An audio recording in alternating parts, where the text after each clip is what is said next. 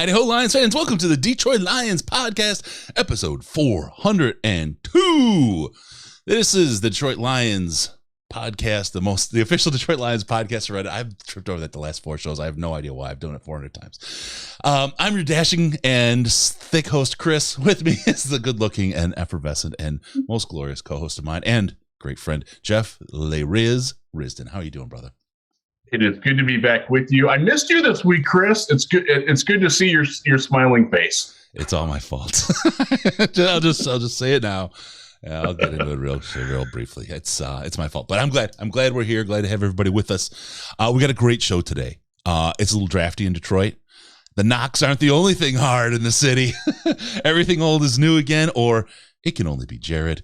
And I got a contrarian view that popped up on Kayvon Thibodeau. I want to talk about that. We got that, a whole lot more. A great show lined up. Riz, are you ready to go, my brother? Let's kick this off and break it down. All right. Here we go. We'll get into this here. I got to talk. So first off, I want to apologize, everyone. We love doing these things on Wednesdays, and it's just a good day for the news. It's a good place to put these in. I was traveling this week. I was moving my mother-in-law. As we've been working on this for a little bit. She's at the point where she needs to be close to us for care. So we were moving her out this week, and I brought all my stuff. I had to work from up there from Michigan. I had a meeting with somebody important we'll talk about next week while I was up there. I know this one, Chris. I know this one. It's gonna be so cool. And we were moving, literally getting the pack, the move, the whole thing going on. Had to move her car, all her stuff in her house, the whole thing. So in the chaos of everything, I forgot to pack one thing, which happens to be the hard drive that literally has all the assets for the show on it. So I got to leverage the cloud. You literally better. Cannot do a show without it. Yeah, yep. I have to leverage the cloud better. I've learned myself a lesson, and I apologize to everybody for not having a show this last week. We're trying to make up for it now. Catch up a lot on the on everything going on in Lions land. So let's get it. Oh, I do want to say, this is not at all. There's no consideration or any deals or anything here. I just want to tell you guys, if you're moving around the Detroit area, these guys are really great local movers, but they moved us all the way down to Florida and did this deal. They're called Pac-Men Movers.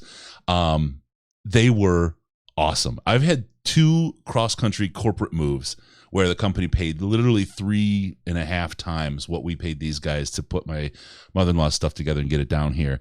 And none of them did as well as these guys. They literally, I mean, they cared about every piece. They packed it appropriately. Every corner, I mean, they were the most professional group of guys. If you need movers, I will just tell you right now, Pac-Man Movers, I'll give you the number, 248-325-4486. If you're moving to Detroit, call them. They happen to be a minority-owned company. They are absolutely awesome dudes. They killed it, and I can't thank them enough for the great job they did and how well they treated my mother-in-law.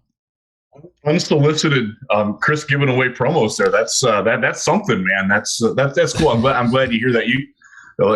We've moved across the country as well on the corporate dime a couple of times, and it's by and large it's pretty good. But if you find somebody that can really take care of you and local.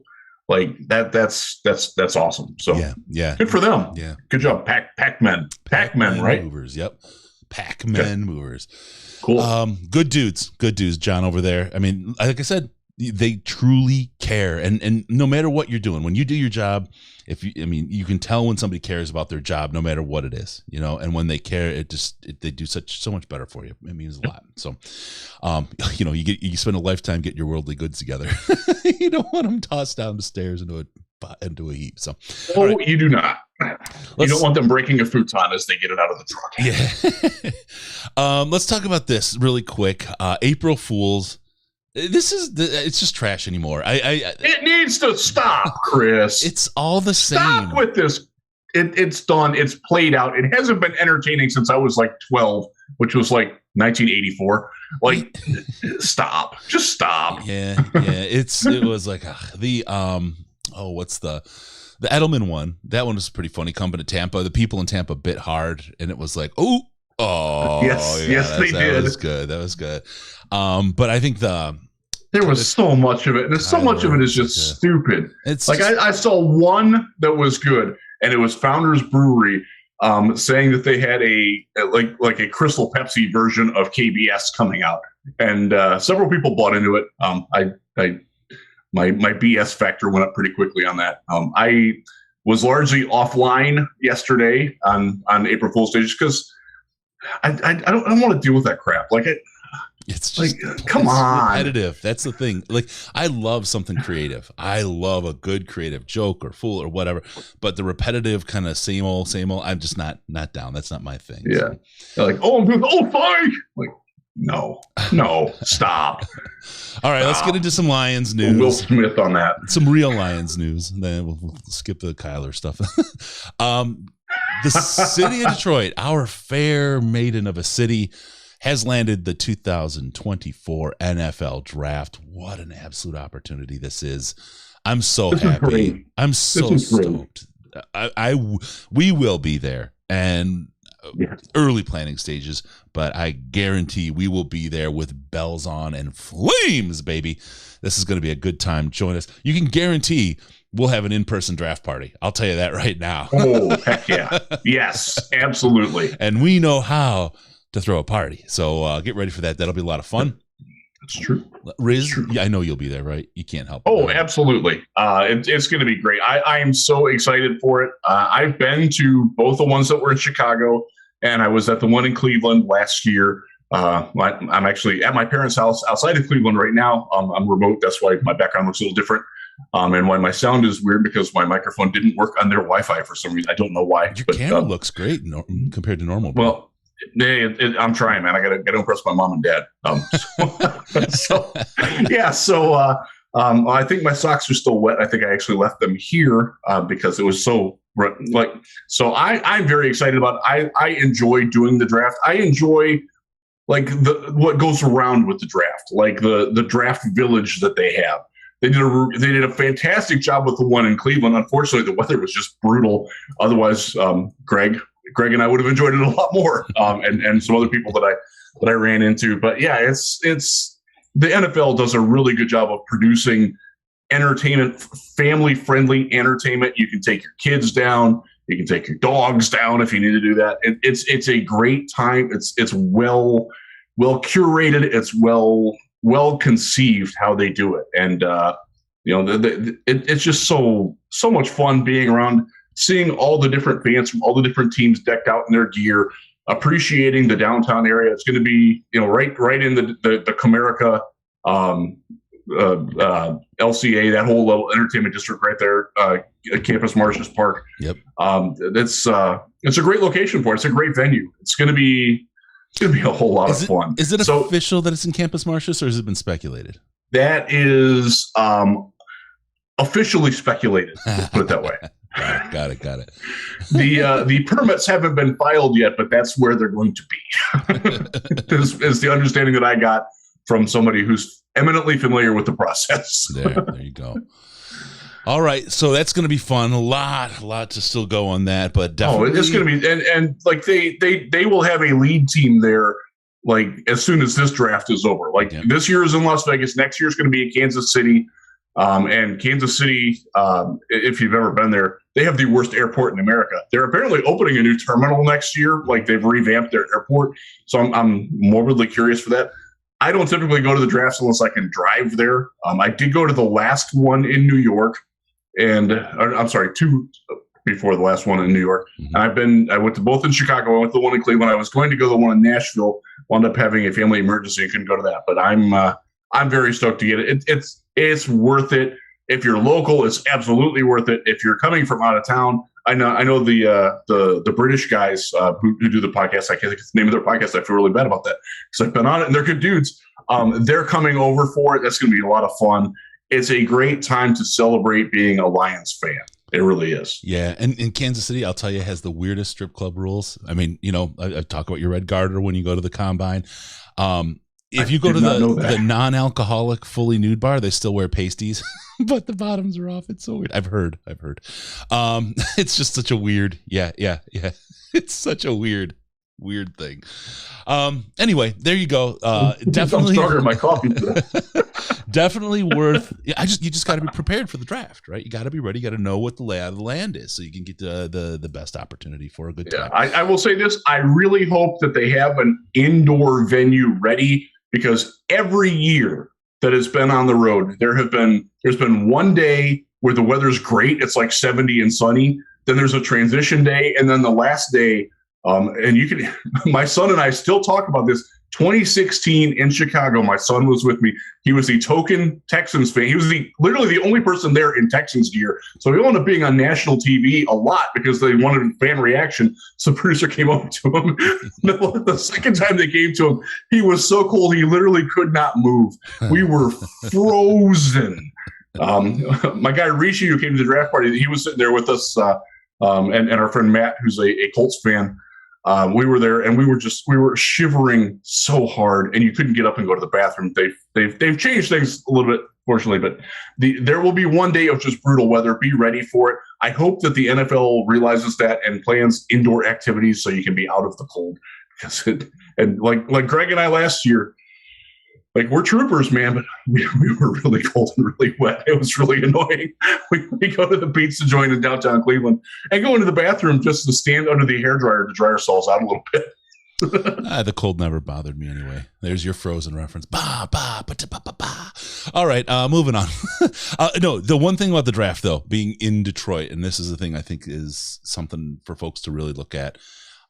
Look at all of the events as they do the fly-ins and the ahead at the beginning and on the way out of commercials.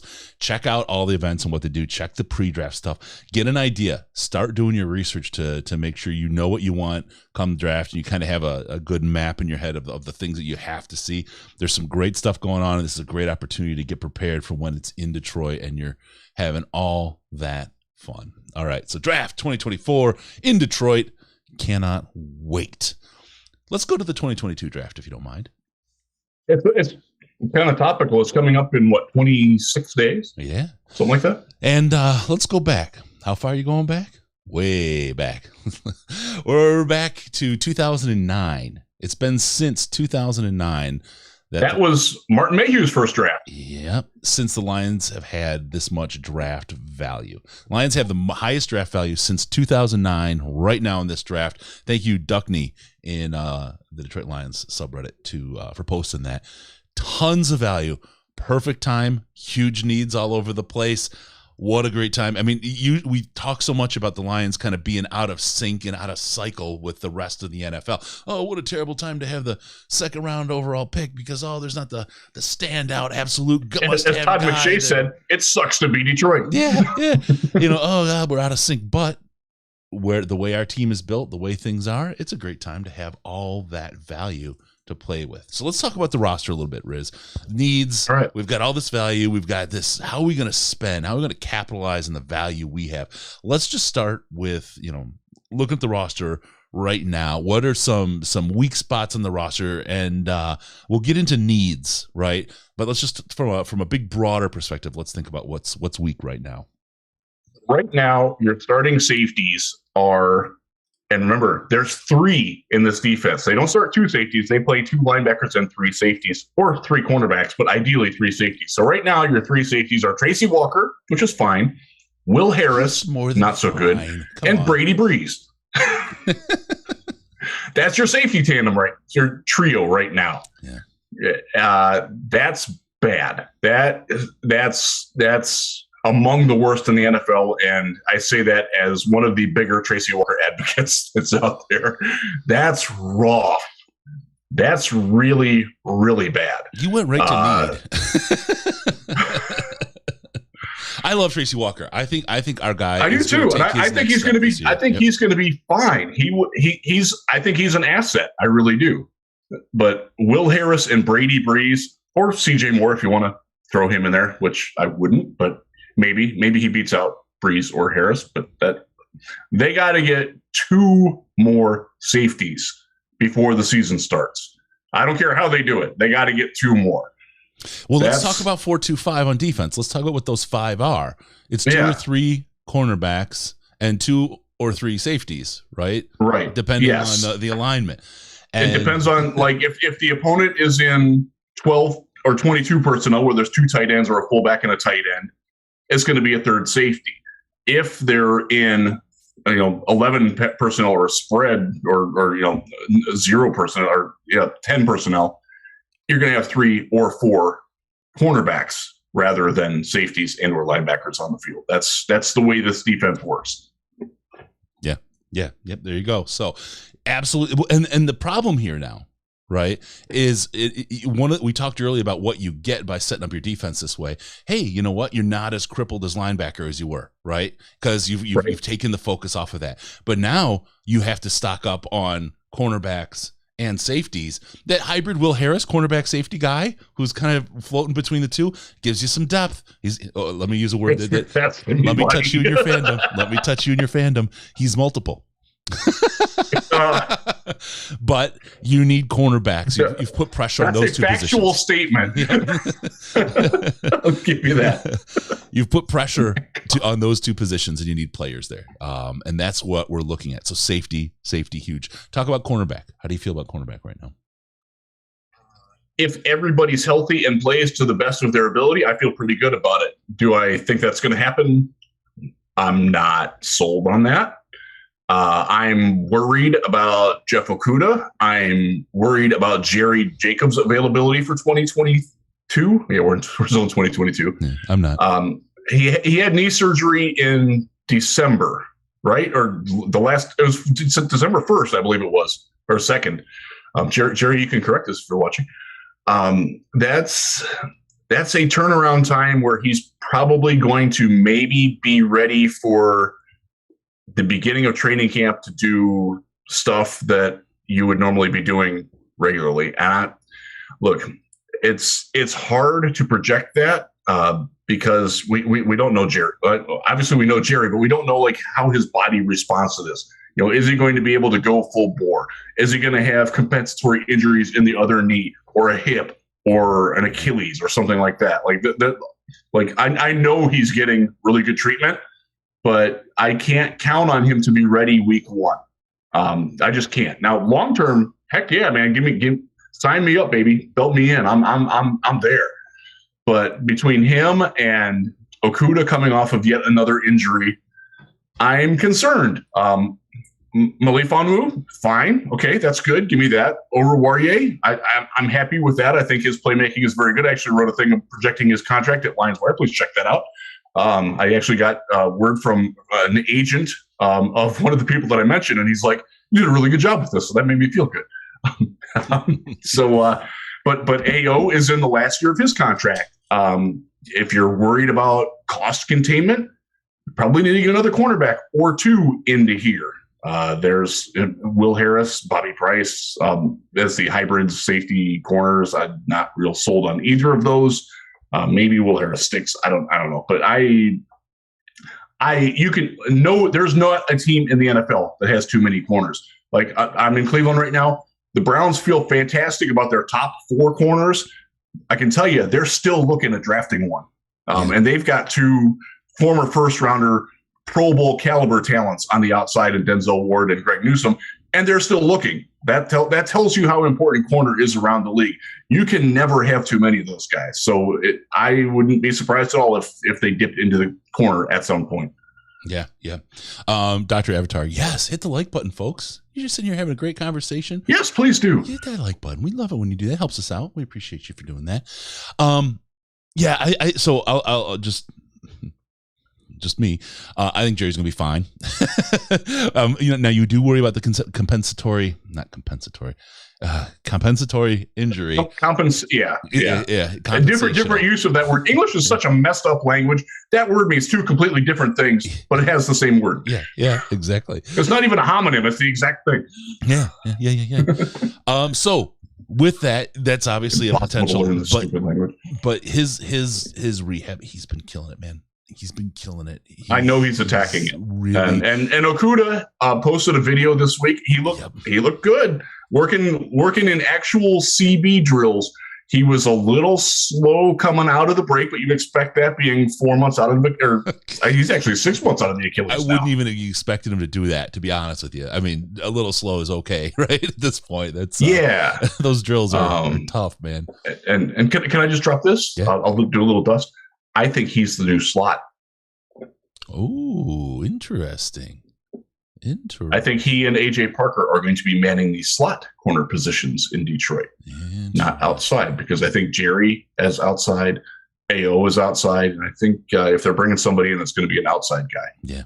Depending on who else they might bring in, whether free agency or draft. Yep. And there are potentials for both of those. Yep. I'll tell you,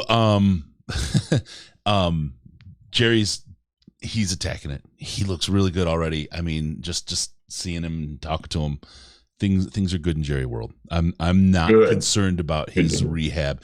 His head is in such the right place. You know what I mean? It's he gets it. He gets it. His whole thing, his whole life, you know, he learned the hard way about the grind, and it is just a part of him. Nothing like this. This is a little thing to him, where some guys it would be like a massive mental mountain. Jerry's like, this is nothing. I've been through way worse. And the confidence that comes out of that experience. And this is, look, if you're raising kids, let them have a hard time once in a while. Let them, you know, don't pave the road, just prepare the child is the way, you know, I kind of look at that, because this is, you see it right here. Jerry's, you don't want to have to go through the kinds of things in your life that Jerry did, but him going through those things has made him so much tougher, so much better, than he ever would have been in this situation. This is not going to break him mentally at all. He will hit the field, and he will hit it at speed. I'm telling you, Jerry, he's an incredible cat. He's an incredible cat. So there you go. Let's have him in Detroit. Yeah, he's awesome. Right. So David Woodkirk, really quick. Chris and Riz, y'all the best. Love listening to the show. Thanks, David. Really appreciate it. You're all right, brother. All right, go ahead, Riz. Sorry, I just wanted. Let's go. Let's move forward. Mm-hmm. Defensive line. This is now a 4-man line for needs. Yep. We have a nose tackle in a lean. He's good. No problem there. You've got between Romeo and Julian, you've got one pass rush side set. You brought Charles Harris back. He's put him in pencil on the other side as certainly a rotational rusher, and I'm happy with that. I'm not sold that he should be more than that, but look, what he did last year speaks for itself, and I'm glad he came back. Honestly, I'm not thrilled about the price, but it's okay. You know, it's not like it's inhibiting them from signing anybody else. So that's the long and short of the financials on that. They need the flamethrower, to go back to the Jim Schwartz parlance. They don't have that guy yet. This defense needs that guy.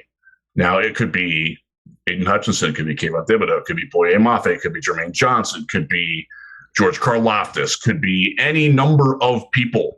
There are a lot of options still there in the draft, and they got to attack that. The other thing, they still need to replace Nick Williams and have the long-term replacement for Michael Brockers in-house. They don't have that yet. Levi Onwuzurike is part of that answer. Mm-hmm. He might be the answer. He needs reinforcement / competition / something. They need another good body who can play a 3, a 4, maybe even a 5 technique if they switch to an odd man line, which they will do from time to time. They need another one of those guys in there. And that's got to come in the draft, because the free agent class, it's overpriced and it's not good. Yeah.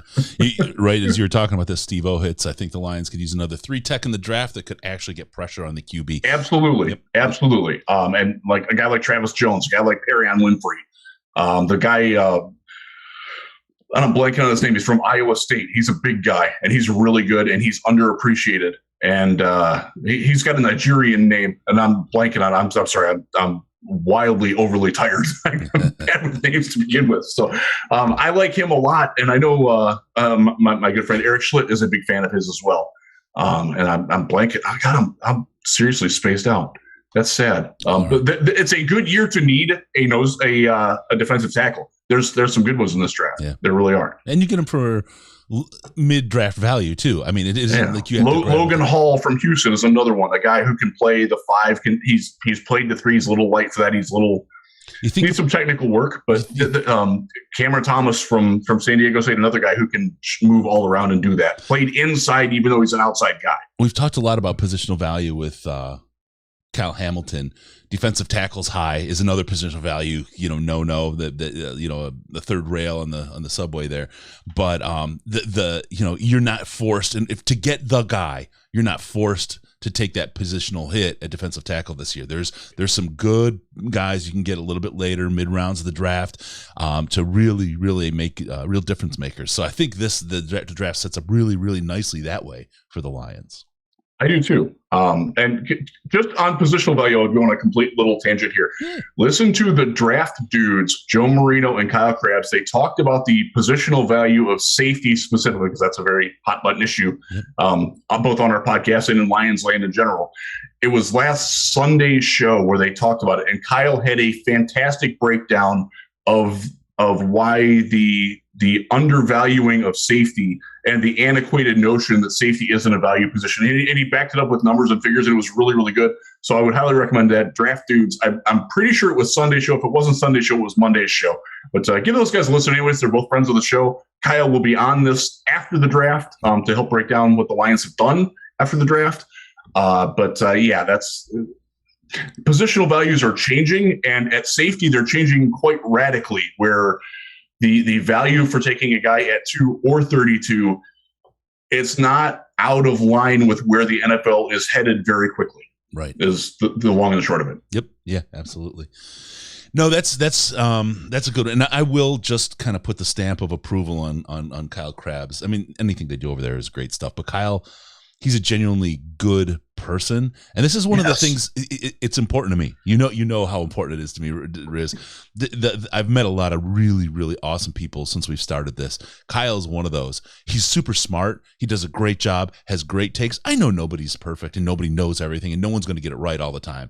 But what helps you get past some of the other things when people get it wrong or whatever is that they're good people coming from a real place. When they're wrong and they came out of they just were trying to fire their way to clicks or something else, I don't know, to relevance, I have no place for them in my world. When people put Detroit Lions podcast as the first part of their thing and then put their name afterwards to try to snake tag their way and use our name, to our good name that we've built with no corporate help.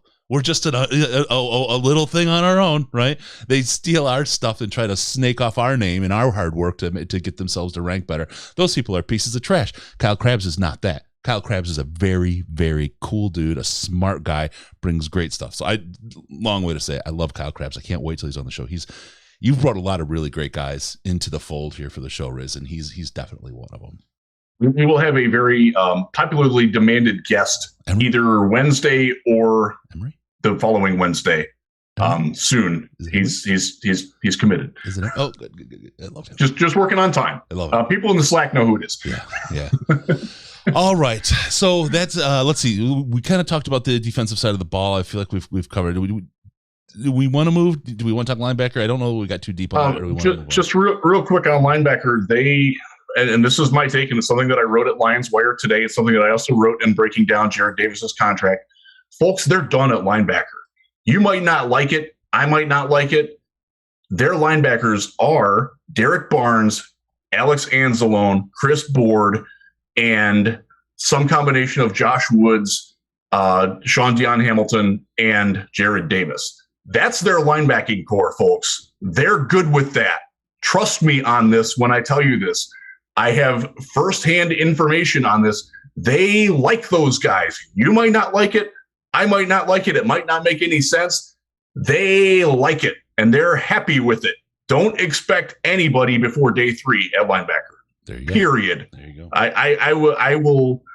I'm not eating the stink bug bean boozled thing again, but I will do something grody if they take a linebacker before that. We got to get you therapy before next November, buddy, because they're coming back to town. I was literally vomiting 2 days later from that. That was the worst. The stink bug. I feel so sorry for you, bro. Oh God, yeah, you were absolutely when the booger one was the best thing that I ate. That's that. Yeah, that. Oh, okay. Let's get forward. Let's go to the offensive side of the ball. Let's get right to it. Quarterback. That's the one that people are screaming in the chat about it. You know who it is. It's Malik at 2 is the big Not thing. going to happen. No. Nope. You know, I'm going to go on to something on this really quick just to kind of talk about it. They absolutely believe in Jared Goff. We have the data about Jared Goff and what he was like when he had weapons, when either Cephas or Reynolds were there, where they played 50% or more of the snaps. It happened 9 games. His completion rate was over 70%, 248 yards, 2 touchdowns, 0.4 interceptions. That doubles without those 2 guys, by the way, that interception rate. He had 104 passer rating and almost 8 yards, 7.758 air yards per attempt. All that dies without those guys in the rain or in the game. 72 passer rate, 4.9 air yards attempt, twice the interceptions, 0.2 TDs a game. So it's actually 10 times higher rate with those guys in the game than without, if you do the math on that. And about 50 yards less than per game, about 10% lower completion rate. There's a huge difference to Jared Goff with those guys in there or out there. Now, we said it last year. We knew it was going to be a tough year for the Lions. We also knew, there weren't going to be a lot of wins. We also knew, and we talked about it before the draft, if we want to evaluate Jared Goff as a quarterback, we have to get him weapons. We have to get wide receivers out there because there weren't any, right? And this year, we didn't have any. We didn't have any. It was Reynolds or Cephas. When Reynolds or Cephas were there, when Reynolds got there, actually, Amon-Ra took off. He just blew up because at least 8 catches, at least 10 targets in every game. And oh, by the way, he didn't drop a pass. Yep. Well, maybe his great play was bolstered by having Reynolds on the team, right? It got him open. It got him available to catch balls. Change it completely. I'm telling you this year, Jared Goff is going to be evaluated as the potential long-term quarterback for this year. You can't get rid of him anyway. You draft Malik Willis, you're going to take a direct shot at his confidence. This front office believes in Jared Goff. Jared Goff is their guy. They're going to get him the weapons this year, and they're going to make their evaluation. And if they have to let go, they let go. Next year is the year. I'm just telling you, that's where we are. And that's where they are with Jared Goff. We all know what Jared Goff is, mediocre at best, says Anthony. Anthony, no, he made the Super Bowl, bro. He's not that different of a quarterback than when he made the Super Bowl, other than who's around him. You look at Matthew Stafford in Detroit, he couldn't win a playoff game. Suddenly you put people around him, and what happens? He wins a Super Bowl. Now, which one did he suddenly get better this year? Well, no. I mean, his play elevated for sure because he had competent, quality players around him. You put competent, quality players around Jared Goff, you're going to see an elevation as well. Is he going to be Tom Brady? What is he? Priest Holmes. Why am I lost in that era of Kansas City? Mahomes. Patrick Mahomes. Yeah, Patrick Mahomes. Or a Matthew Stafford? Well, no, but he can do it, and we've seen him. So I wouldn't write off Jared Goff until we see what he has this year. Yeah. And more to the point, the Lions haven't written that off. They know that they're getting they have 3 premium selections, 2, 32, and 34. They know that if they use that on a quarterback, they are directly kneecapping the quarterback that they have now that they want to work. They know that. Yeah. Again, you might not like it. You might not agree with it. You might think that it's a stupid track. I'm telling you, the Lions think that way. Yeah. Yeah, exactly. and I wrote a thing that published this morning about 4 things I think about the Lions. And one of them was talking about the quarterbacks in general. I will tell you, I got messages from 2 different people who cover the Lions professionally who told me I was spot on with that more than I even know. So, look, it's nothing against Malik Willis. It's nothing that the organization feels about Malik. It doesn't matter to them. Mm-hmm. They are in on Jared Goff, and if it doesn't work, 2023, when they still have 2 first-round picks again, is the year where they will make that resolution. Yeah. I know that they're not keen on the developmental prospects of the later quarterback class. They do. I I don't have to like it. I don't have to agree with it, but I do have to acknowledge it. They like Tim Boyle. Damn it. Yeah. Well, yeah. Well, and the one that's thing, the way it is. It's just it is what it is. I think one thing that's completely different about Jared Goff, I think he can turn off the media. I think he does a pretty good job of just kind of shutting that off out of his ears. Yes. Think about okay. I thought you meant turning off like as a repellent. No, you're shutting it off. Yeah, shutting it out of his head. Yeah, he does that very well. But his psychology has a direct effect on his game. That's, where Jerry, he's been through it all, and he will bounce back from these hard times and like this, no problem. Jared isn't like that. He's very much in the psychology of the moment, and he can ebb and flow. His play will ebb and flow. If you pull yourself a Malik Willis in, he will take a huge hit. I'm just telling you right now, you're not going to get a fair evaluation out of Jared Goff. You're not going to see who Jared Goff is. That's a weakness. Every player has weaknesses, right? That's, I think, Jared's biggest weakness. I think a lot of last year was spent building him up, bolstering him. I think this year they're going to continue to do that. If they can get that confidence to stick and that psychological space that he's the guy, to where they could bring somebody else in and he's going to mentor him for 2 years, 3 years, or I'm just saying that, right? Whatever. But they can bring someone else in and it's not going to break him, or they're just going to bring somebody else and replace him. The thing about Jared Goff, if he's your quarterback, he's played well this year, and you're not going to be able to draft a quarterback next year. But he's your quarterback because he played well enough. If Jared Goff stinks, you're going to be able to draft your quarterback next year. It's just the way it's going to be. And the talk about who's available next year, this far out, trying to look at what the college quarterbacks, the next set of quarterbacks looks like is a fool's errand. Last year, I remember thinking about it and talking about it. It's the whole thing's different. I mean, it's changed just from November to now 3, 4 times, 5 times. Think about going into the preseason last year. Sam Howell was the number 1 pick projection in a lot of mock drafts. Mm-hmm. Now he might be there for the Lions at 66. Yep. Stuff happens. The dude from Oklahoma, the little Rattler, now at South Carolina, I think he's at South Carolina, played his way out of a job, was another guy who got some run as a potential number 1 overall pick. He had to transfer because he sucked. Yeah. Like that happens. It happens every year. It's tough to know.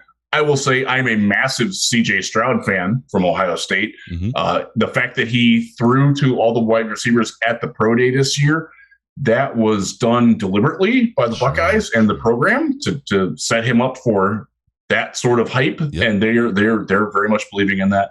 The rest of the guys, like Bryce Young, unless he grows, I don't see him being that coveted. But you never know. I mean, it's an Alabama quarterback that's obviously going to grab some attention. Mm-hmm. The guy from Boston College who was hurt this year, Yurkovich, I think is his name. Mm-hmm. Again, I don't look ahead scouting wise. I'm still catching up this year. I'm still not done evaluating all the players that I have to do this year. I'm certainly not looking that far ahead to next year. But I will say that going into next year, other than Stroud, I like this year's class going into it better than next year's. Now, has it played out that way? Not necessarily. Did that make sense? Did I say that right? Yeah. Okay. Like at this point last year, I liked this year's class better than I like next year's class today, other than CJ Stroud. Got it. That's fair. So we'll see. There's a lot changes. We'll see what happens. But right now, I do not see that the Lions are going to be grabbing themselves a Malik. No, and I know there's talk about Desmond Ridder or Matt Corral or Sam Howell at 32 or 34. I can't say that they're not going to. I don't know that, but I would be surprised, and I will tell you that Jared Goff would probably be pretty surprised by it too. Yeah, and you think about it, and you're right. You're very much right about the psyche of Jared Goff. One of the things that bothered him in Los Angeles was that they interjected John Wolford upon him. Yeah. And they liked his athleticism. They liked the way he sparked a different style of offense for them, and that's something that intrigued Sean McVay very much. That led to the downward spiral. Since I'm in Cleveland, I'll quote 9 Inch Nails. The downward spiral kept going on it. And look, explain this to me, because Joey 2 times came up with this. It was in the chat.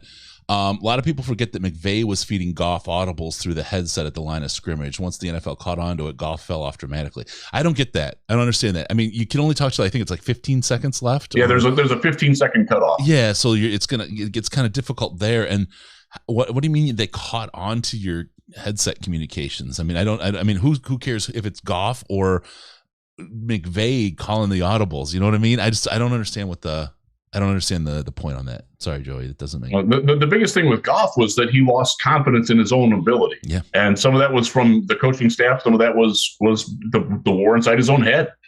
And he has talked a little bit about that. He talked about it when he talked about mending his fences with McVay. I thought Goff was candid on that. Look, there's a lot of things that I don't like about Jared Goff as a quarterback. I like him as a dude. Like, yeah. I think he's a very straightforward guy, and he's a guy who has a very good feel for being Jared Goff. He can. I talked about that. I talked about that when I was talking about Malik Willis. Like, Malik Willis is really comfortable being Malik Willis, and that's a very good thing. Mm-hmm. Not everybody can handle that. I think Jared Goff has a very good idea of who Jared Goff is and lives that way. And I have an appreciation for that. That's the thing where it goes to him shutting out the media out of his head, because he's just him. He lives his life and he does his thing. And the fact that he is that way, it's so telling that how important it was for him to bring the JG16 thing to Detroit right away and immediately begin doing charitable work, but also not stop doing the work where he came from. Because easy, it's just to pay, I've got to move my charity stuff to where I'm at, and I've got to use it to build fans or whatever, and fine. He didn't do that. It's truly part of him. It's truly something he cares about. And as a man, for him to use his time and money and his kind of brand to help other people in need, he doesn't have to. Right. And he could easily use it as a lever to upgrade his stature or whatever. But he does it to help people. That says a lot about him as a human being. And I appreciate that about him more than anything else. I think that's a huge, I'd love to have the best quarterback in the world, but I also can appreciate a man who steps up and helps other people and makes that part of who he is, and especially a guy like that. There you go. All right. So that's quarterback. So we look, would you and I like them to get somebody better than Tim Boyle as the number 2? Yeah. Yes. yes. Is that going to happen? I'm not sold it is. Yeah. I think your 32-34 quarterback pick, you can sell that to Goff as the backup, and look, this is our insurance policy on, your injury. We want you to bring him up. Look how Aaron Rodgers sat for so many years, right? We want that kind of a situation here. You're 28, is he now? Soon to be 28. Yeah. Yeah. I mean, you got a good couple years left, but we want to make sure that we have everything in place. I think they could probably sell that to him. Do they do it? They lack talent so much across this roster. I don't think that's the play. I would agree with that. Yeah. I don't want to. I can't rule out that they would do that, but it would be surprising if they did. Yeah. And again, it's nothing about Malik Willis doing anything wrong or not being appealing. It's just not what they're looking to do. Yep. The other side is the MO right now is you sign Tom Brady, you sign Matthew Stafford, you build your team, and then you go win the Super Bowl when you sign a quarterback that's been proven himself somewhere else. Right. This is something that we've talked about. I did several Cleveland media hits this week, and one of the prevailing themes was how the dynamic has changed, how you can get a quarterback without having to draft them. You can go trade for them. You can find them in free agency. You can buy them, as the Browns did with Deshaun Watson. Yeah, that very controversial move. But just right now, you can, if you want, you can have Baker Mayfield for a 6th round pick. Yeah. And the Browns will probably pick up a good portion of his salary this year. Like this is a guy who won a playoff game a year ago in Pittsburgh. This is a guy who set the NFL rookie record for passing touchdowns that's since been eclipsed by Justin Herbert. But this isn't this isn't a piece of rotten pastrami laying on the side of the road. This guy has some pedigree to him. You might not like him. And where I'm at, there's a lot of people that really don't like him, but the guy has played well enough. this is a guy who was the former number 1 overall pick, much like Jared Goff. You can get him now. Like, if it's not him, there's somebody like Marcus Mariota was out there. Pretty good quarterback, like on the Jared Goff level, like more mobile. Like, you can find guys. Like, it's a lot easier to get a veteran. Russell Wilson got traded. Who the hell saw that coming? You know? There's all kinds of ways. And you know what? There's something to be said. Look, yeah, it could be the more expensive way. Kyler Murray could be available next year. Not an April Fool's Day later joke. He legitimately could be available next offseason if the Lions want it. It's more expensive. It's less expensive to draft him, and you have a 5th-year option, but you're not sure. You're not sure who you are. Right. You pick your guy off another team when his contract's up. You pay him out the rear. There's all, the salary cap is a social construct, right? I mean, there's so many ways with voidable years and everything else that you can do to make it affordable and to get your guy. I kind of am partial to the idea of picking up a known quantity in the NFL and building all your talent everywhere else. And the other side of it is the way the cap is looking and the way we're clearing things out and what we're spending in free agency, people are uptight. But boy, are we setting ourselves up to have a whole lot of money available to pick up a quarterback with a big contract to push us over the top. Just saying. Not saying that's what they're doing, but it sure looks like that's kind of the model that they're building out here as part of this rebuild. I'm not afraid of not taking Malik Willis and letting Jared Goff be the quarterback in 2022. I wouldn't take him at 2, but I'm not. As you know, I am not thrilled about Jared Goff as a long-term quarterback option, but he's merited the way he played at the end of the season, and you covered all the numbers. It merits another look. It really does. Like, he's earned the right to have that the job be his, and for enough for the team to build around him because of what he did in Los Angeles as well before things went south on him and the team there. That he's deserved. Look at the last playoff game that he played there. He played really well in that game. It wasn't his fault that they lost. Look, I'm certainly not a Jared Goff advocate as the long-term answer. But where he's at and what he's done, he's earned the right to prove that he's not, and he hasn't done that in Detroit yet. Yep. All right, let's get going. Let's move on to the wide receiver position. David Woodcock is out there with after we draft a wide receiver. Is that room set, or do we sign one more guy? You're a little ahead of us, but it's fair. We can add that through the conversation. Yeah, we can. We got DJ Chark, and everything's looking good there. Everybody else is elevated now, right? I mean, if you take that whole wide receiver room and you move it down one level from wide receiver 1 is now your 2 and down the line, whatever, that's a good move. Do we want to do that one more step with our wide receivers? I would like to have another longer-term solution in the draft. Chark is 1 year. Josh Reynolds is 2 years, right? Yeah. Mm-hmm, yeah. Mm-hmm, mm-hmm. I like if you tell me that I'm getting the 2019 Jacksonville version of DJ Chark, and I'm good. Like, I want a slot receiver. We need a slot receiver. Somebody that, look, Amon-Ra can work out of the slot. I think he's good there. I want somebody who's I want the Cole Beasleys of the world. Cole Beasley, by the way, is a free agent. Somebody like that. Somebody quicker than fast, unvaccinated, human joystick, mighty might type of slot receiver. I want that. Give me that. I'm stirring the pot. I'm sorry. I didn't mean to do that. No. That's fair. I'm good with that. I think. But you also need a longer term plan than just hoping that DJ Chark works and you can sign him again. And Cephas will be back, right? Yeah. The thing about Cephas, he looked good early. He isn't super fast. We don't have enough data on what Cephas is going to be to this offense, and I worry about putting too many chips on him. By the same token, if he is a superstar, if he is great, I'm kind of happy kind of adding another wide receiver in, and with all of a sudden you have Chark, and maybe Chark stays for a long time. You get yourself another top end wide receiver, and all of a sudden Cephas, he steps up as a top guy too. You've got an embarrassment of riches. I'm okay with that because now we know what we really have with Jared Goff. And I think that's what Jared Goff kind of needs, is that embarrassment of riches at the wide receiver position. would agree with that. That's why I wouldn't be opposed to taking somebody at 32 or 34 or 66 and interject them into the lineup wherever they fit, whether it's, like Jahan Dotson. The Ohio State guys, I've been told, are not going to be there against my better wishes. But neither Olave or Garrett Wilson will be there. In fact, there is some buzz, and I feel weird in saying it. There's one person in the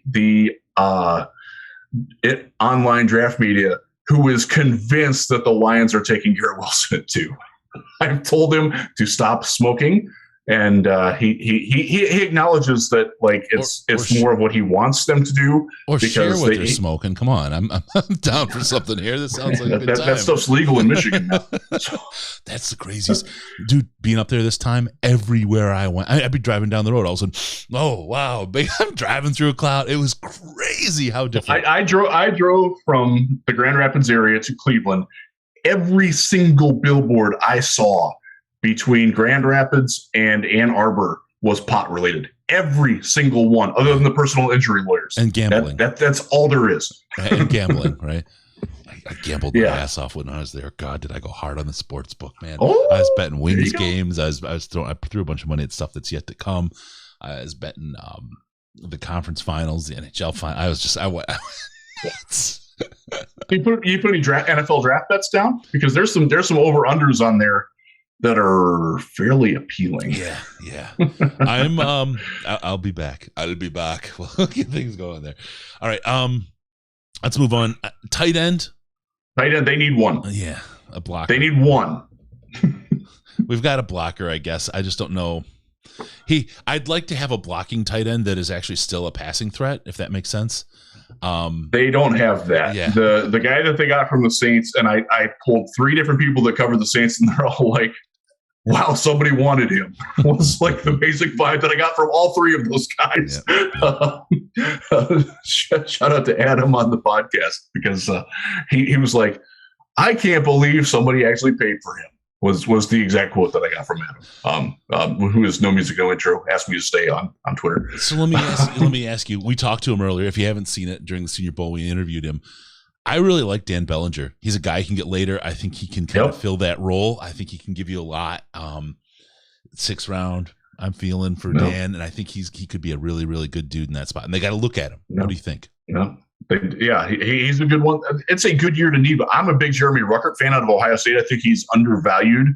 This is a guy that you can probably get with your 5th round pick. Maybe you got to go into the 4th. I don't know, but he's more of a receiving tight end who can block. Yep.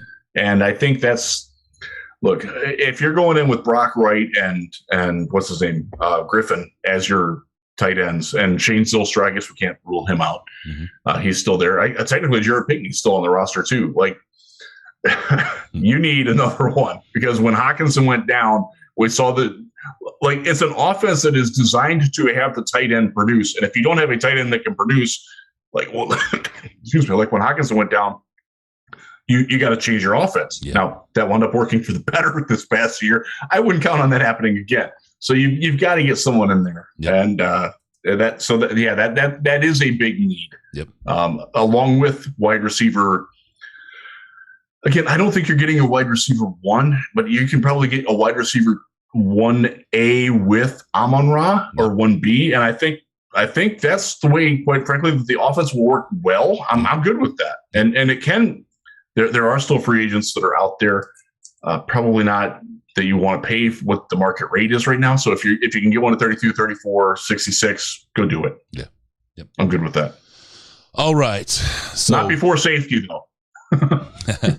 Joey, 2 times, we kind of do need a wide receiver, but it's no longer the top priority like it used to be. I think in the long term, we need, especially, we want to look at it. But yeah, you're right. It's not the blow your face off kind of need right now. All right, let's move on. We got tight end. I think we got wide receiver. Anything on the offensive line we're looking for? No, and they gave a hint on this. This is something else that I wrote in the piece on LionsWire today. When they didn't tender Ryan McCollum as an exclusive rights free agent, and then they let him go, and then they brought him back for more money, that tells you that they're done. that is a sign that they like their guy. They also did that with Evan Brown. Yep. Like they're good there. Now, could they get a developmental tackle late? Yeah, possibly, but it's not something that they're going to be taking at 2 or 32 or 34 or 66. That's just not that's not where they're looking. Yep. As much as Todd McShay or Lance Zierlein, who's by the way a good friend of mine, that's misguided. Ignore it. It's noise. Ryan McCallum is going to be good. I like Ryan a lot. I think he's going to really, especially with Hank working on him, you're going to see some good stuff out of him wherever he winds up in the long haul. Ryan's going to be a good player, and I like the kid a lot. So we'll see. He had a very rough start and made a rough first impression. Yep. To his credit, and to Hank Fraley, the offensive line coach's credit, he bounced back from that really, really well. Yep. And having Evan Brown back, that's a guy who can play center. He can play guard. He a revelation last year. The upside of Frank Ragnow getting hurt was that we learned that Evan Brown can actually play and played pretty darn well. They still have Matt Nelson. You know this, and I know this, and anybody who is in Mobile knows this. They really like Matt Nelson, but I'm not sold that they wouldn't draft somebody late who could challenge him. That's fair. Breaking news: 2 people struck by lightning at Raymond James Stadium today. Great news. Jesus Christ. Okay. Good Lord. Yeah, just saw that pop through. All right. No one cares. That's not Detroit. All right. Let's keep rolling. Running backs, last position we really want to talk about. Anybody? For the love of God, no, stay away. Who we take in the first round, Riz? They have their number 4 running back signed to a 2-year contract. Yep. All right. And Craig Reynolds, by the way, would be the number 2 on a lot of other teams right now, including the Rams. He might actually be number 1 on the Rams. Yeah. Yep. All right. That tells you all you need to know about running back. The fact that the Rams won the Super Bowl with a guy playing on one leg and another guy who's just terrible, and they won the Super. It's so devalued. Look when we talk about the devaluation of the safety position or the market value. The franchise tag for the running back in 2 years will be under $5 million. Yeah. That's how low once the Zeke Elliott's and those guys, once they squirt out of their contracts, nobody is signing those guys anymore. Nope. Like, it's just not. Be happy with that you've got DeAndre Swift, Jamal Williams, Craig Reynolds, and Jamar Jefferson. Is anybody a star? No. Are they good enough? Okay. Yeah, absolutely. Yeah, we're in good shape. All right. Yeah, we are. I'm happy. There you go. With all that, hey, I just want to hit really quick. We are the march has started toward 4K broadcasting, high quality, every pore on Risden's face just oozing in your face.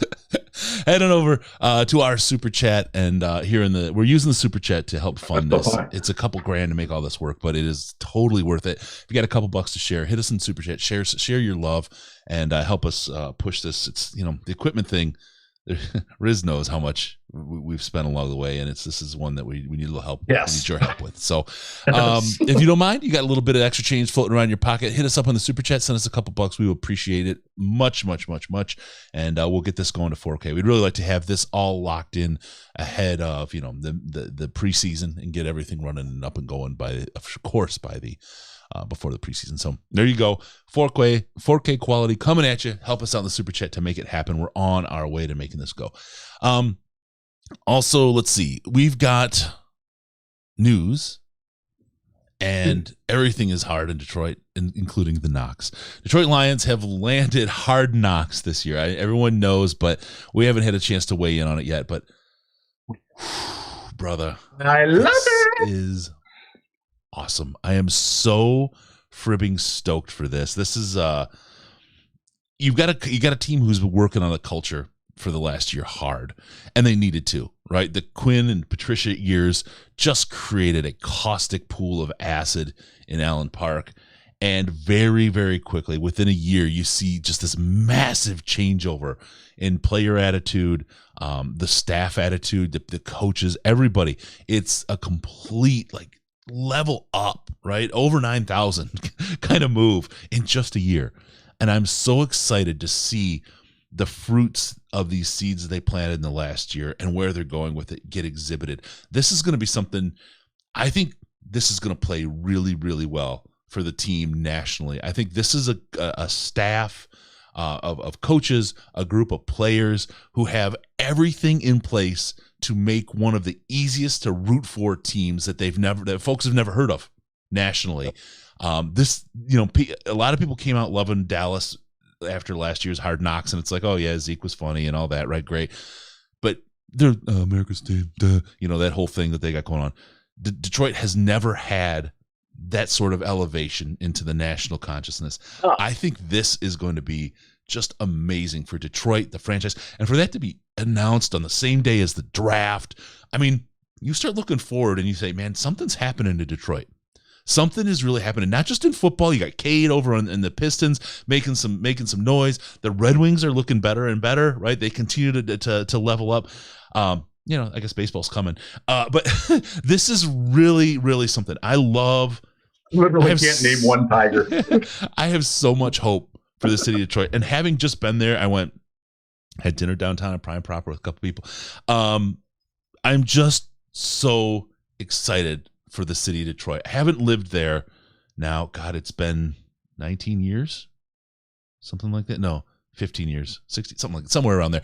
Haven't lived there forever. Go there every time I can, and everything happened right now. Just, it makes my heart ache to move back until I go see the winter. But I love this city, and I love what I see happening, man. This Hard Knocks 16 yesterday in Holland. I love what's happening here, bro.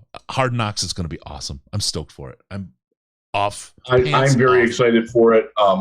We've talked about this before, and I do have experience. I've actually been visible on the show when they were in Cleveland. I will tell you, it is absolutely not a distraction. Mm-hmm. Anybody who's telling you that has not been to a training camp or a practice.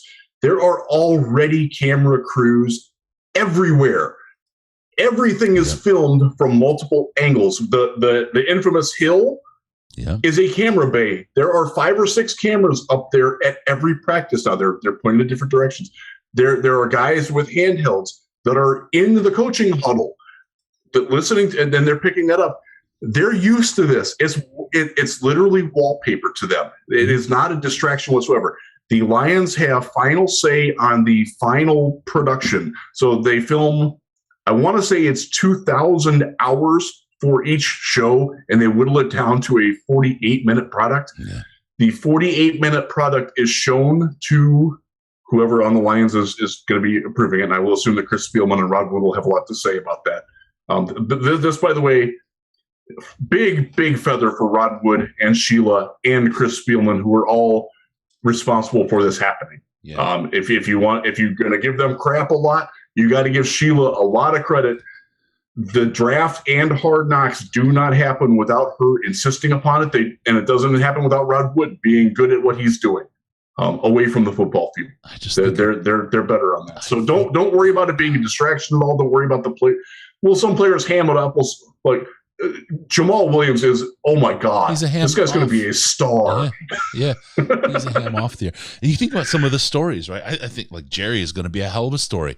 They're going to be able to tell his life story. Khalif Raymond has a fantastic story. They're going to be able to go into his comeback from the injury. This is going to be, I mean, his is exactly the kind of story, like past, present, future kind of look. They're going to love that. They love that kind of deep dive to get to present who a player is and their whole, the whole story of them in a nice little package. I'm excited about that. Khalif is another one that's going to be fun to watch. They're going to spend time on. He's going to be great. I'll tell you, he had a media session last year after one of the practices, and like normally we're like trying to talk over each other and like, or we're distracted by like, oh, who's going to be over here next? Who's going to be, he had us at rapt attention for like 15 minutes just telling the story of his life and his path, and it was awesome. And I wish honestly that I could tell it better, but I hope that's the kind of thing that you get out there. You're going to hear about David Blau, and we saw it a little bit last year with his wife being the Olympic sprinter. You're going to see the dynamic between him and Tim Boyle with Jared Goff. Like that's something that they do a really good job of capturing that. And Dan and again, the Lions have approval of what goes out over the air. And they're not somebody. The Hard Knocks crew presents it to them, and then they get to veto it. Like, hey, maybe soften that, or maybe cut that little part out there, or maybe Block don't show that because it's whiteboard. revealing a play that we might have. Yeah, like I've interviewed the guy from Hard Knocks for Browns Wire back in the day when they were here, and he's like, yeah, we're like super flexible with that stuff. We have things ready to go. Like if they put the kibosh on one thing, like, okay, we got another. Okay, let's look at this then as a replacement for it. They're and the NFL and Hard Knocks does all that for the Lions. This is not the Lions devoting time to that. And think about I think a lot of people are worried about that. You got to think about it from a production standpoint. The players talking and doing what the players do, that's important. The staff talking what the staff say, that's important, and that's absolutely it. But the rest of it is the narrator talking with B-roll, right? Yep. They can easily replace B-roll. If there's something that's on the board or something that they can't block or something going on, they can easily replace that and put that narrative together. They often, and this is something I think a lot of people don't see, is the edit of the audio. Well, they'll put clips together that were disparate or not connected, and they will put things together in the course of 45 seconds to tell a story, but it's not an untrue story. But it may have happened over the course of a couple hours or even days. But when they put the audio together, roll some B-roll behind it, and then you'll see the guy talking, and then they'll roll some more B-roll because they edited the audio and they don't have the mouth. They have all kinds of things going on. It's very, very creative how they put it together.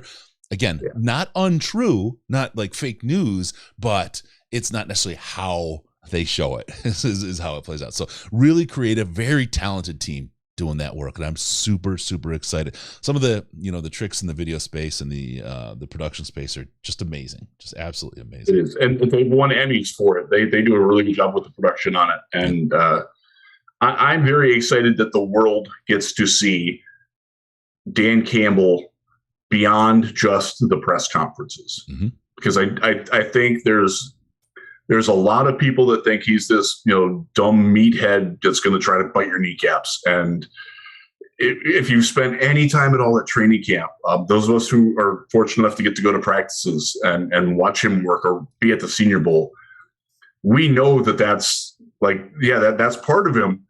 He plays that up a little bit too and embellishes it. But there's a really, really shrewd guy under all those muscles and caffeine. Yeah. There really is. Yeah. And we're going to see that. Yeah, absolutely. And the other side of it is, and this is what happened in Cleveland, if it's not going to work, you're going to know. Like we knew, like, oh my God, you've got Todd Haley and Greg Williams and Hugh Jackson all together. Like, ain't no freaking way this is going to last. And guess what? It lasted 9 games and they blew it out. And Hard Knocks helped foster that change. And people around here were very grateful for that. Like, it exposed the organizational incompetence and it forced them to get better or die trying. Yeah. And they died trying, and they're in a better spot now. I know it doesn't always seem that way.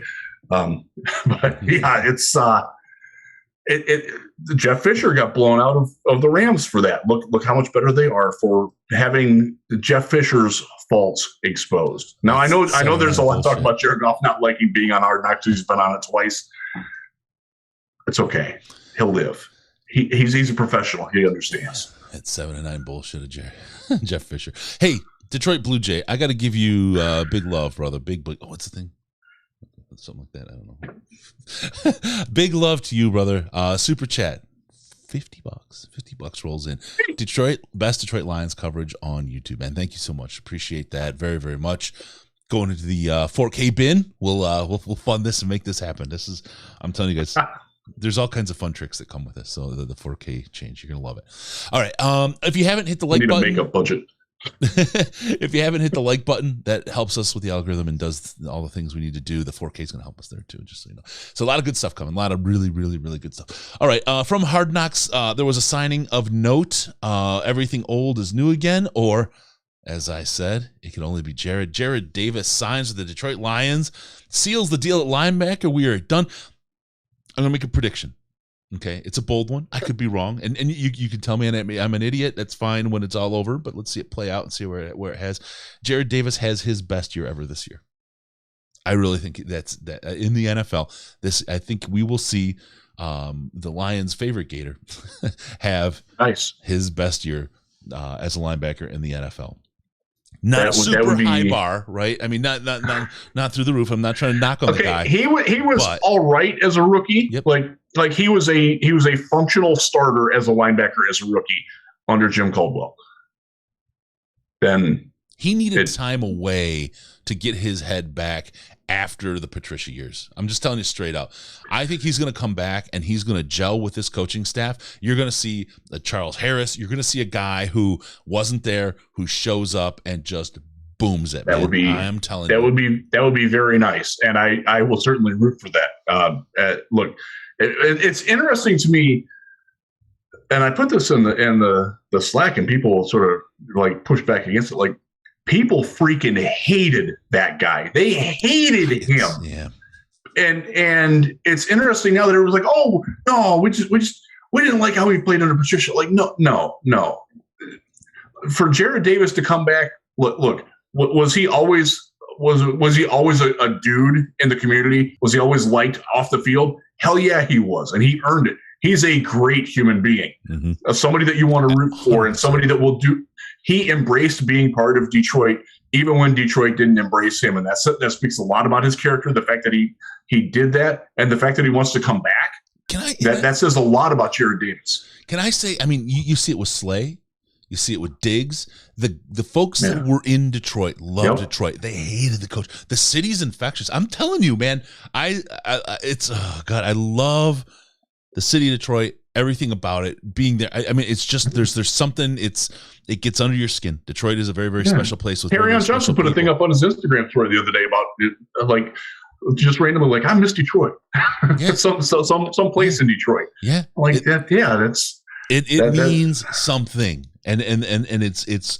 I've been around a lot, been to a lot of cities, lived in a lot of cities.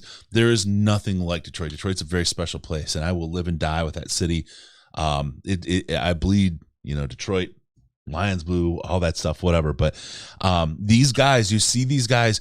Jared Davis came from Florida, University of Florida, came to Detroit to play for is probably the most caustic, acidic coaching staff and front office ever. Leaves and wants to come back to the city because he loves Detroit. I'm telling you, there's something about it. And I think when you get something like you got with Holmes and Sheila and Campbell and the rest of that staff in here, those people embody what the city of Detroit is. And like I said, it feels like this whole thing is finally lined up. We've been out of sync for so long, but it feels like the heart and soul of this team, the front office on through is finally there. It's now all about the talent. It's about the talent. If we can line that up, it's the last piece. We've had great talent and failing front offices. We've had, this is it, man. This is the 2011 team, the 2014 teams. Those were good teams, but there's other things wrong. If we can get the talent, I'm just telling you. You see what I'm saying, right? I mean, absolutely. Where the trajectory is. Things can fall off the rails. It happens, but the trajectory right now just looks so good for this team and this city. I'm high. I'll give you a little parallel. As you were talking, you reminded me of being in Cleveland in the early 1990s and the rise of the Cleveland Indians, which they were the worst team for my entire life. They had never made the playoffs in my lifetime. I was born in 1972 until 1993. And then the next year they had the lockout that lost the World Series. But the way that the city was ready for a team like that, keep in mind this is the Cavs were falling off from being almost as good as the Pistons, but never able to beat Jordan. And the Browns were leaving and had Bill Belichick, who was wildly hated as a person and a coach here. That I don't let people forget that. Like the way that the talent came together and how they built it up organically, and they had the right people at the right place at the right time. And did it ever pay off? No, they lost 2 World Series. Still mad at Jose Mesa for 1995. You, Jose. They got screwed over by Major League Baseball in 1996 by not suspending Robbie Alomar after spitting on an umpire, and he played in the series and wound up being the MVP of that series again and beat the best Cleveland Indians team of my lifetime. See, this is the pain that I have, not just from being a Detroit Lions fan. It's compounded in my life My other teams ain't one crap other than the Cavs. But the feel that you get around the Lions organization now, how there's fresh breath and life and vitality and upward movement to it. It reminds me of being in Cleveland in 1991, 1993, where the years and years and years of feudal frustration, you could see that the window was opening and a new era was coming in. I do feel that about the Lions. I absolutely do. Mm-hmm. And no BS on that. Yep. Yeah. We'll see. Right. It has to come together. It has to happen. And you can, but there's a thing where like you could see, like we were talking about what we had the ohmometer. What was it? The meaningful games in December-mometer, right? Yeah. We were just counting down the time until Patricia was gone. We knew, right? We knew the trajectory. You felt it, and it was just like, here we go, right? You have to see it through. Things don't happen immediately, and even if they have, there's no gain to react too quickly there. You just watch it wind out. Okay, it wound out, and off we go, right? So boom, that was done. Now you kind of got a different feeling and a different trajectory, and you're watching it. Will it play out the way you think? Like, will it play out in the opposite direction of the December-mometer? Probably, right? I really see, I hope, right? But I can see. They've got to get better talent. They can't miss on talent. That's the key. Yep. There you go. All right. Hey, really quick. In the past, this Lions team had you. They had you in pain. They had you with insomnia. They had you with, what was the other thing? Eyes, red eyes. I'm insomnia. Anxiety. Yeah, pain, anxiety, and insomnia. This team infected you with. The way to fix that is head over to cbd.detroitlionspodcast.com. You can take care of yourself, your brain, and get a good relief from pain, anxiety, and insomnia. You want those deep Z sleeps? You want that deep ass sleep? CBD is, oh man, I'm telling you, I track it. I track it hard, my sleep, because I've got, whatever going on with it. And that deep sleep always comes with the help of CBD, and I feel so refreshed in the morning. I'm looking at my sleep tracking app. I feel so good in the morning after the CBD. It's you just bang out those Z's, that regenerative, restful sleep. Alcohol doesn't do that to you. Alcohol messes up your sleep bad. You don't get the regenerative stuff. CBD help you out. If you use regular CBD, you're going to get yourself not only a great sleep, not only lessen that anxiety, but you're going to be able to take a drug test and pass it. You're good shape. So that stuff's good. The CBD cream is top of the line. Let me just get it right here. Here's how often I use it. I'm halfway through already. This is what I do after workout. Especially when I take a week off like I did last week. I'm going to hit it again starting on Monday. I will slather myself, not my face. I saw McAfee do that. I will slather myself with this stuff, and the pain goes away. It helps me get back to moving when I couldn't before. CBD.DetroitLionsPodcast.com. Head on over there. Take care of yourself. And if you want that buzz, don't forget the Delta 8, that chill line, Delta 9, and active CBD. That stuff will F you up. The gummies are great. I've had many, many reports of folks who didn't just sit back on one. They decided it didn't work after 45 minutes, and next thing you know, they lost the night. So cbd.detroitlionspodcast.com. Take care of your pain, anxiety, and insomnia. Thank you for listening through that, everybody. Appreciate it. All right, let's go on over. The league meeting just happened, and I think the biggest thing, besides an obvious vacation in Florida for a bunch of cold weather people, I looked at this, and it all happened while I was up in Michigan, so I got to appreciate the cold. And hearing people, how they talk about Florida this time of year, it's just funny, right? Living here, it's just funny. And you see them down there, and they basically are all in Hawaiian shirts and socks and sandals, right? I mean, they got the tourist look going on. And it was I know why they do it. Sandals. My feet get cold. I understand why they do it down there now. I did, but I understand why they do it down there. Good stuff. Fun little vacation. Yeah. By the way, Dan Campbell was ill and could not attend. Yes. So he wasn't there for that. He also hasn't been in any of the pro days.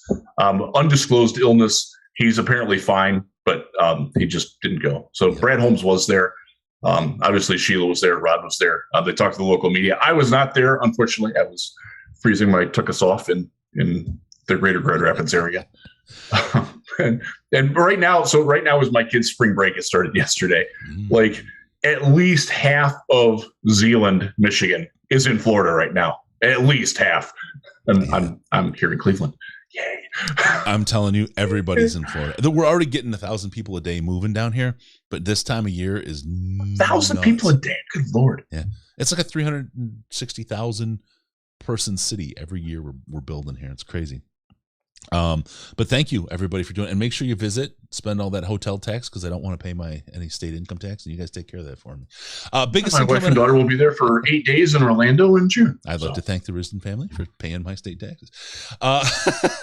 Okay, the big thing coming out of the league meeting in Florida, besides taking care of my income taxes, is the overtime rules change. Overtime. Yeah, let's talk about that, Rizzy. Only in the postseason. What? It's only changing in the postseason. That's. So we're hoping that this is a relevant change for the Detroit Lions in the very near future. Yeah. Oh God, yeah, that would be great. That would be nice. All right, so that's it. That's the big things out of the meeting. There's a couple other things about the alignment on kickoffs and stuff like that. Nothing, earth shattering. So the league meeting happened. They got their. We'll have to get Dean to come on this summer again and talk about the prospective rule changes. Yes. Be curious to have Dean Blandino come back on and join us. He does this every year. He's been very good about it and explains it in a way where it's not necessarily pro NFL, but it tells you like the NFL point of view and explains it in a pretty smart way. Dean's a smart guy. Yeah. I'll tell you what, we'll get him on after the spring league meeting. So the end of May, early June. That'll be good. And we can kind of cover everything then. All right. So that's that. I want to talk a little bit about something. This is, and I know you've got a little something that you can add to this, but this is from Pooh Fighters on the Reddit. So thank you, Pooh Fighters. Love the name. Love the post here. Kayvon Thibodeau's trainer, Travell Gaines, on his work ethic concerns. He's on the field doing position drills. He works out all day. His alarm is set to do 100 push-ups every hour on the hour. He'll be at restaurants, and he'll keep talking while doing the push-ups. This Brian Cushing. Oh my God, I'm having flashbacks to Texas when Brian Cushing used to carry around a sack of almonds like in his shoulder pad chest plate, and would stop in the middle of a rep. So because he had a very regimented time of when he had to eat exactly 4 almonds. Like that was so weird. But I'm having flashbacks to that. Did he have an alarm to go off when he was supposed to juice? And anyway, yes, he did. This is very contrarian to the narrative right now, and this stuff interests me. Right, I'm a tinfoil hat. I'm susceptible to conspiracy theories kind of guy, right? Not really, but I like to see things from as many different angles as possible. I like to hear as much input on something as possible. I'd like to kind of think. And when I start hearing a narrative that really is a table pounder that everyone lines up on, that's when my antennas stick up and I say, wait a minute. There's always somebody that says the opposite of what you're saying. If everybody lines up, something just doesn't feel right or smell right. Where's the contrarian view? Well, here we go. We've got it now. What does this mean, Riz? This is interesting. We have someone here. It's his trainer, right? And talking about his work ethic. Now, look, he's paid by Tavon. I was just going to say, understand he benefits from saying positive things because that ups his value, his ability to get more clients that pay well. Yep. That has to be stated. Yep. So were we back to the narrative then? Kayvon's a bust. No chance. Let's blow past him. And I talked about this. So I did a radio spot with our friend Dave Schultz and Jim Nagy. Oh, and Dave's got gray hair still, but it's not what it used to be. I love me some Dave, but Dave won't appreciate that. Dave, let's get that stuff. And Jim Nagy specifically, senior bowl director, Lions fan, by the way, yeah. And we talked about Kayvon Thibodeau, and I said my piece that I said basically on this podcast a couple weeks ago was, I don't get the impression that he's taking plays off. I just get the impression that he might not be that good. And Jim was like, aha, yes, 100,000%. Absolutely. You're dead on right with that, Riz. I'm paraphrasing. He said, interesting. But Jim was very much like, yeah, I don't see I don't think it's an effort thing. He just might not be that great of a player. Like his splash plays are great. When he's not making the splash plays, he's not all that effective. And that's something that Jim has said. That is something that Kyle Krabs who we lauded earlier, has hinted at in his podcast as well. Like the narrative about how awesome he is overstated. It doesn't mean that he's like not a good player, not a good prospect. It doesn't mean he's not worthy of the number 2 overall pick. And I wouldn't say that either. But there's this legend that he's like this transcendent talent, and he's not. And I think that like people want to just justify like, oh, well, why not? It can't be that he's just not that great. Like, well, yeah, it can. Like that's a valid answer. It doesn't have to be that he doesn't, he's not as dynamic of an athlete, or he's not trying his hardest on everything. It might just be that he's not that good yet. That's funny. Yeah, it's so funny you say that, because it seems like so obvious, but nobody has broached that as a potential. Well, I give Jim Nagy credit for it, because he then spent the next segment after I was on talking about that very subject and being very adamant about it. That where Kayvon's advocates are too far in that direction, and the Kayvon skeptics are too far in the other direction. Right. And the great Jerry Cantrell song, "Somewhere in between the wrong and right we fight." And it's fair to say, in your eyes, I'm wrong, and in my mind, that's all right. And that's exactly where I am with Kayvon Thibodeau. I'll go to the Pacific Northwest with Jerry Cantrell, the guitarist for Alice in Chains, the greatest band ever. That's not named Coheed and Cambria. I find a lot of truth in that. And I think so when you look more technically, what does Kayvon Thibodeau have to improve at? He doesn't have a plan as a pass rusher. That's something that you will see in scouting reports. He's just trying to out-athlete you. Mm-hmm. You can do that to some extent. It reminds me, and we talked about it in the pod last week, he reminds me of Mario Williams coming out as a guy who was a very good athlete. I think Mario was a better athlete. I think he was a more limber athlete in space than what Kayvon is. But Mario had to learn how to use his hands and how to have coordination between his hands and his shoulders and his hips and his feet. And I think you see that with Kayvon too. Like, he doesn't always have a plan for where he's going to go, and he also doesn't like understand like, okay, well, if I'm lunging with my right hand, I need to step with my left foot forward. Like, that isn't natural for him yet. That can be taught. And I'm sure they're working with him on that. I'm quite sure, actually, that they're working with him on that. But he's got technical work to do to be a better football player. And if that comes through, I think that would answer a lot of the questions about the lack of effort. I know somebody, because we got into this on Twitter and I got roped into it. I got tagged into the post, and don't tag me in posts if I'm not involved in it, please. Just don't. I don't have time for that. I mean, I appreciate you wanting my opinion or trying to get me roped in, but don't do that. I really don't have time for it. But the crux of it was that there was one specific play where like a guy was being tackled and Kayvon was like close enough where he could have like participated in the tackle that was already being made, and he didn't. And people are using that play as a sign of, I don't even know what the hell play is. I haven't seen it. I'm like, okay, like, just like you're trying too hard to nitpick. Like, let the guy be.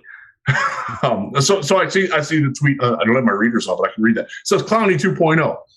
That's fair. I don't mind that comparison at all. Jadeveon Clowney, because I've watched a whole lot of him, is a player who will make splash plays, but has a lot of time between those where he's just kind of an average player. And I think that's my evaluation for Kayvon Thibodeau. I think he's going to make 1 or 2 splash plays a game, and then the rest of the game you're going to be like, is he playing? Like, is that him or is that Romeo Okwara? Is that him or is that Julian Okwara? Like, I don't know. I can't tell. Yep. I think that's the kind of player he's going to be. I just think that's who he is. Is that worth 2? Maybe, if you got enough guys around it. I personally wouldn't do it, but would the Lions do it? Yeah, I think they might. I don't know that they will. I don't know that they won't. I did see the comment earlier. Somebody said that I haven't said who's the number 2. That's because I don't know, and I'll tell you this, and I said this on Twitter.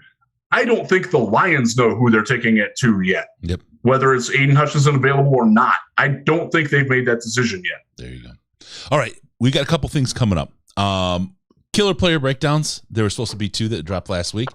Forgot my hard drive. Wasn't able to put those up. We've got those coming. So check those out. They will be in your lap every Monday and Friday. Good stuff from Colin coming.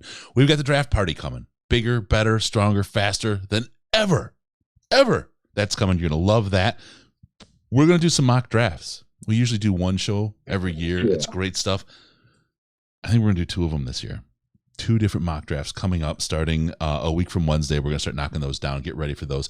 We got a lot of people, a lot of great people with a lot of great ideas we're going to bring together and put together some mock drafts. And you're going to hear Riz do his mock draft. He's going to tell you his Detroit Lions number 2 pick, who he thinks they will pick. Not his pick, not who he wants, not his. He will come with what he thinks the Lions are going to do. That's coming up. Some really, really great stuff. I will tease one thing.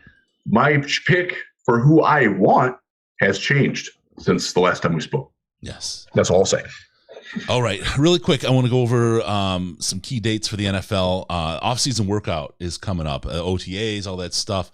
You have a couple pieces. Phase 1 consists of the first 2 weeks of the program, and its activities limited to meetings, strength and conditioning, and physical rehabilitation only. Phase 2 consists of the next 3 weeks of the program. On-field workouts may include individual group instruction and drills, as well as perfect play drills. Drills with plays with offensive players lining up across from offensive players and defensive players lining up across from defensive players. It's conducted at a walkthrough pace, and no live contact or team offense versus team defense drills are permitted. Just going through the CBA here. Phase 3 then consists of the next 4 weeks of the program. Teams may conduct a total of 10 days of organized team practice activity, or OTAs. No live contact is permitted, but 7-on-7, 9-on-7, and 11-on-11 drills are permitted. And then Article 22 of the Collective Bargaining Agreement stipulates the clubs can hold 1 mandatory minicamp for veteran players, and it must occur during phase 3 of the off-season program. So with all that said, let me get through the dates here. We have, by the way, the NFL determines these dates for all the teams. The clubs do not set them themselves. April 19th is the Lions' first day for the off-season workout program. That's phase 1 will begin. The draft will happen the 28th through the 30th. So the off-season workout program lasts for 2 weeks, which runs conveniently right up to the draft. May 2nd through the 5th. May 2nd, your 5th-year option exercise deadline. May 24th through the 26th. June 1st through 3rd, and June 13th through 16th are the Lions OTA workouts. So you'll see those at those dates. And then May 23rd through 25th, you will see the Spring League meeting. That's what we talked about. We'll have Dean on after that. And then last but not least, June 7th through 9th, mandatory minicamp. And right after that will be the announcement of the preseason. Training camp, and we'll talk about the parties and everything else right around there. Yeah, we will learn the exact training camp dates. The NFL schedule usually comes out right around then too. I want to say it's like right after the owners' meetings in the spring. Yep, is usually when the schedule gets released too. Yep. We already know who they're playing. We just don't know the sequence of games. Yep. All right. With all that, if you can like and subscribe, we appreciate everyone that does that. That again helps the whole algorithm thing with YouTube and helps people see our stuff. And we appreciate when you get us out there in front of folks. Do. Super Chat's great. We got the 4K coming. If you don't want to do Super Chat, there's other ways as well. We've got the hi, Dad. We've got the yep. Say hi to my dad. Dad, you're on camera. Say hi. Hi, Dad. We've got a lot of good stuff coming there. Like so you can, if you go to DetroitLionsPodcast.com, you can go over and hit the Patreon link in the meantime, but we'll have some other stuff set up for you guys there. We've got some great announcements. There's only one other shirt like this in existence today. But I don't have it yet, darn it. In the next week, you'll hear about those. Lots of big stuff coming. A lot of really, really good stuff about that. You guys are going to be blown the heck away. That's all I can say. Stay tuned. Watch on Twitter. That's a good place to go. Don't forget us on Patreon first. Patreon.com/Detroit Lions Podcast. Patreon.com/Detroit Lions Podcast. Get access to the Slack, the most intelligent Lions chat on the internet, bar none. Maybe even the most intelligent rocket scientist chat on the internet. That's just the way it is. It's smart freaking people. Follow us on Twitter at DET Lions Podcast, DET Lions Podcast, and at Jeff Risden. At Jeff Risden, as you see right there. Give us a call on Skype, Detroit Lions Podcast. All one word, Detroit Lions Podcast. Or call us in the Lions line at 929-33-LIONS. It's 929-335-4667. As Don says, don't smash the like button. Simply depress it. You'll need it again in all the shows coming up. Sure to go to DetroitLionsPodcast.com, subscribe to the podcast so we can do what, Riz? Ooh, he said we can come into your ear holes magically. Thank you for tuning in. We're going to see you next time on the Detroit Lions podcast. Remember, no pants, no toasters, no hot tubs, no problems, because we are your Detroit Lions and Reddit connection. Thank you, guys. I will tell you who I have at number 2 next week.